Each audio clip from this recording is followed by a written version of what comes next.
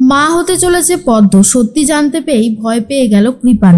সম্পূর্ণ জানতে ভিডিওটিতে একটি লাইক করে প্রথম থেকেই দেখতে থাকো।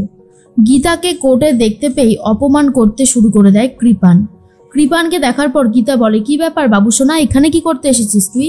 বাবুসোনা তখন বলে, আমার যে তোমার সাথে অনেক কথা আছে। আর এরপরেই একটা কাগজ বার করেছে। গীতা তখন বলে, এটা কিসের কাগজ? কৃপান তখন বলে, এটা হলো সেই কাগজ যেখানে আমার অপরাধের তালিকাভুক্ত করা রয়েছে, তাই আজ এটা আমি সবার সামনে পুড়িয়ে দেব। এই বলেই আগুন দিয়ে পুড়িয়ে দেয়। গীতা তখন বলে, আগুন দিয়ে পুড়িয়ে দিলেই কি সমস্ত সত্যি মিথ্যে হয়ে যাবে? তেমনটা তো নয়, সত্যি সামনে আসবেই আর কোর্টেও প্রমাণিত হবেই। কৃপান তখন বলে, চেষ্টা করে দেখো পারো কিনা। অগ্নিজিৎ আঙ্কেল এবারে যেই চালটা চেলেছে, এই চালে আমাকে ঘায়েল করা অতটাও সহজ নয়। এবারে আমি মাহেককে বিয়ে করব, বেকসুর খালাসও পাবো, আর তারপর তোমার আর পদ্মর যা অবস্থা হবে সেটা তুমি ভাবতেও পারছো না। শুনলাম তুমি নাকি আমাদেরকে আইবুড়ো ভাত খাওয়াবে বলেছ। তোমার যোগ্যতা আছে আমাদেরকে আইবুড়ো ভাত খাওয়ানোর? মাটন, চিকেন, বড় বড় মাছ এসব কেনার সামর্থ্য আছে? শুনেছি তো তুমি ফ্রিতে কেস লড়ে দাও। যদি ফ্রিতেই কেস লড়ো তাহলে তোমার ইনকাম হয় কোথা থেকে? আর তুমি কিভাবেই বা আমাদেরকে খাওয়াবে বলো? শুনেছি তোমার তো সেরকম কোনো যোগ্যতা নেই, তোমাদের নুন আনতে পান্তা ফুরোয়, তারা নাকি আবার আমাদেরকে আইবুড়ো ভাত খাওয়াবে। সত্যি ভাবতেও কেমন যেন লাগে। এরপর গীতাকে যা না তাই বলে অপমান করতে থাকে আর বলে, শুনেছি তোমার রান্নার হাত অনেক ভালো, তুমি তো কাজ করতে পারো, অন্যের বাড়ি রান্না করার কাজ। তোমার মাকেও চাইলে অন্য কাজে নিয়ে যেতে পারো, তোমাদের দ্বারা তো আর কিছু হবে না। তোমার বাবা তো একজন ঘুষখোর। আর এটা শোনার পরে গীতা নিজের ধৈর্য আর ধরে রাখতে পারে না, ঠাস ঠাস করে চড় মেরে দেয় কৃপানের গালে। কৃপান তখন বলে, মেরে নাও মেরে নাও, যত খুশি মেরে নাও, এরপর আর মারবার সুযোগ পাবে না। এরপর তোমাদের কি অবস্থা করি তোমরা সেটা মিলিয়ে নেবে। এর মধ্যেই কৃপানের বন্ধুরা বলে, কি দরকার ছিল ওর পেছনে লাগার, তুই শুধু শুধু নিজের বিপদ নিজেই ডেকে আনিস। কৃপান বলে, ওকে তো ডেকে আনতেই হতো, ওকে তো জ্বালাতেই হতো। ওর এমন অবস্থা করব না ও ভাবতেও পারছে না, আগে একবার বেকসুর খালাস পেয়ে যাই। এদিকে ভজন ঘরে চলে এসেছে। ইলিন তখন বলে, কি ব্যাপার ভজন, তোমার আসতে এত লেট হলো? ভজন বলে, ইলিন তুমি এখানে? ইলিন বলে, হ্যাঁ আসতে তো আমাকে হতোই। ভজন তুমি কোনো খারাপ কাজ করছো না তো? বলো না ভজন, তুমি কি জেঠুমণিকে ঠকাচ্ছ? ওই মানুষটা আমাদের জন্য কি না করেছে, আমাদের বিয়ে ঠিক করছে, আমাদের জন্য সব করেছে। তোমার এত নাম ডাক হয়েছে শুধুমাত্র ওই মানুষটার জন্য, আর তুমি ওই মানুষটাকে ঠকাচ্ছ। বলো ভজন, চুপ করে থেকো না, আমি তোমার কাছ থেকে জানতে চাই ভজন। ভজন তখন বলে, ইলিন এসব তুমি কি বলছো? আমি কেন স্যারকে ঠকাতে চাইবো? আমি স্যারকে ঠকাচ্ছি না। ইলিন তখন বলে, তুমি সত্যি বলছো যে তুমি ঠকাচ্ছ না? তখন ভজন বলে, আমি সত্যি কথা বলছি। আর এর মধ্যেই তখন ইলিন জিজ্ঞেস করে, তুমি আজকে কোন কাজে বেরিয়েছিলে? আর ভজন সেটা বলতে পারে না, আমতা আমতা করতে থাকে। আর তখনই চলে এসেছে এরপর অগ্নিজিৎ মুখার্জি আর অগ্নিজিৎ মুখার্জির আর এক জুনিয়র। অগ্নিজিৎ মুখার্জি বলে, জানো তো ভজন, আমি সব অপমান সহ্য করে নিতে পারি, কিন্তু বেইমানিটা করা আমি সহ্য করতে পারি না। তা শেষ পর্যন্ত কত টাকা রফা হলো? তখন ভজন বলে, কিসের রফা স্যার, আপনি আপনি কি বলছেন? আমি তো কিছুই বুঝতে পারছি না। অগ্নিজিৎ মুখার্জি বলে, তুমি বুঝতে পারছো না আমি কি বলছি? আমি তো একটা সহজ সাধারণ কথা বলছি। তুমি আমার কাছ থেকে এখন গীতার জুনিয়র হয়ে গেছো, তো গীতার সাথে কত রফা হলো? অগ্নিজিৎ মুখার্জির কথা শুনে ভজন বলে, স্যার আমি আপনার সাথে কাজ করি, আপনি আমার শ্বশুরমশাই হতে চলেছেন, আমি কেন এসব করব? ভজনের কথা শুনে অগ্নিজিৎ মুখার্জি বলে, চালটা গীতা ভালোই চেলেছিল।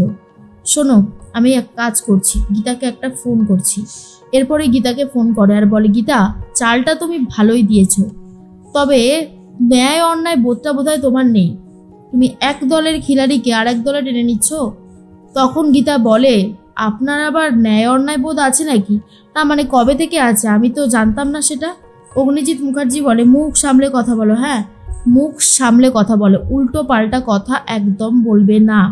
গীতা তখন বলে, কি বলবো বলুন, আপনাকে তো বলতে ইচ্ছেই করে। ভজন মিত্রের সাথে আমাকে আবার জড়াচ্ছেন কেন? অগ্নিজিৎ মুখার্জি বলে, কারণ আমি খুব ভালো মতন জানি যে তুমি কি করেছো আর কি করোনি। একটা কথা জেনে রাখো, আমি নিজের প্রয়োজনে ভজনকেও শেষ করে দিতে জানি, কথাটা মাথায় রেখো। এর মধ্যেই ভজন তো ভয় পেয়ে গেছে আর বলে, স্যার এসব আপনি কি বলছেন? অগ্নিজিৎ মুখার্জি বলে, কেন? ভুল কি কিছু বলেছি? আমার তো সেটা মনে হয় না। ব্রিফকেস এনেছি তোমার জন্য একটা। এই ব্রিফকেসের মধ্যে লাখখানেক টাকা আছে, আর আছে একটা ফ্ল্যাটের দলিল। তুমি ওইখানে থাকবে, ইলিনকে বিয়ে করে সুখে শান্তিতে সংসার করবে। আর এসব কেসের মধ্যে তুমি থেকো না।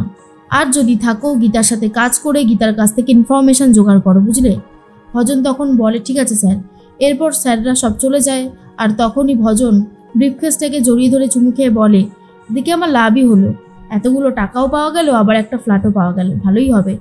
আর অন্যদিকে গীতা বলে, ভজন মিত্তিরও বিক্রি হয়ে গেছে টাকার কাছে। আমিও হাল ছাড়বার পাত্রী নই। এবারে আমাকে একটা অন্য চাল দিতে হবে, বুঝলি তো পদ্ম? পদ্ম তখন বলে, কি বলছো উকিল দিদি, এবার তুমি কি করবে? গীতা তখন বলে, দেখ না কি করি।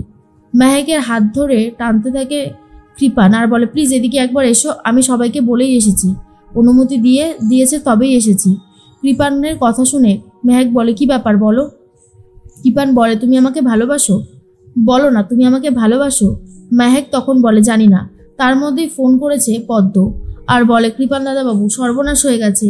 আপনি আপনি কেন আমার সর্বনাশ করলেন? কৃপান তখন বলে, আমি কি করেছি? কি সব বলছিস তুই? পদ্ম তখন বলে, আপনার জন্যই তো এসব হয়েছে। আপনি আমাকে বিয়ে করেছিলেন, ফুলসজ্জা করেছেন, এখন তো আমি মা হতে চলেছি। আর এটা শোনার পর কৃপান বলে, এই এই তুই ব্ল্যাকমেল করতে চাইছিস আমাকে? শোন, এসব করে কিন্তু কিচ্ছু হবে না, কিচ্ছু প্রমাণ করতে পারবি না, তুই কিন্তু অন্যায় করছিস। পদ্ম তখন বলে, আমি কি অন্যায় করলাম? যেটা সত্যি আমি তো সেটাই বলেছি। আপনি এটা ঠিক করলেন না, আপনি একদম এটা ঠিক করলেন না কৃপান দাদাবাবু। কৃপান তখন ফোন কেটে দেয়। গীতা বলে, পদ্ম, আমি যদি খুব ভুল না হই, ও প্রথমে আসবে তোকে মারতে। আমি শিওর ও আসবেই আসবে। তখনই পদ্ম বলে, কিন্তু উকিল দিদি, এসব তো মিথ্যে। গীতা বলে, তুই এসব নিয়ে ভাবিস না, এইসব পুরো ব্যাপারটা আমি সামলে নেব। এ আর এমন কি ব্যাপার, এর থেকে কত বড় বড় জটিল কেস সামলে দিলাম, এ তো কিছুই না। পদ্ম বলে, কিন্তু আমার খুব ভয় করছে। গীতা বলে, ভয় পাওয়ার কোনো কারণ নেই, আমি আছি তো। আমি তো বলছি আমি আছি, তুই এত ভয় পাচ্ছিস কেন? দেখ না এর পরবর্তী চালটা ঠিক কী হয়। সকাল হতেই পদ্ম জামা কাপড়গুলো মেলতে যাচ্ছিল, ঠিক সেই মুহূর্তেই লাঠি দিয়ে বাড়ি মারে মাথায় কৃপান।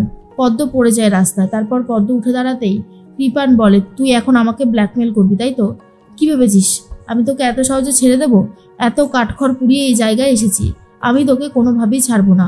দেখ তোর কি অবস্থা করি। এরপরেই ভয় দেখাতে থাকে পদ্মকে। তখনই চলে এসেছে গীতা। গীতা আসতেই কৃপানকে ভেতরে মার মারতে থাকে আর বলে, খুব ইচ্ছে তাই না পদ্মকে মারার? শোন বাবু সোনা, দেখ তোর এবারে কি অবস্থা করব। তার মধ্যে ভজন মিত্তির চলে আসে। গীতা বলে, কি ভজন মিত্তির, আপনি তো বিক্রি হয়ে গেছেন, আমার কাছে এসেছেন কেন? ভজন তো চমকে যায়, কারণ গীতা কি করে জানতে পারলো এটাই ভাবতে থাকে।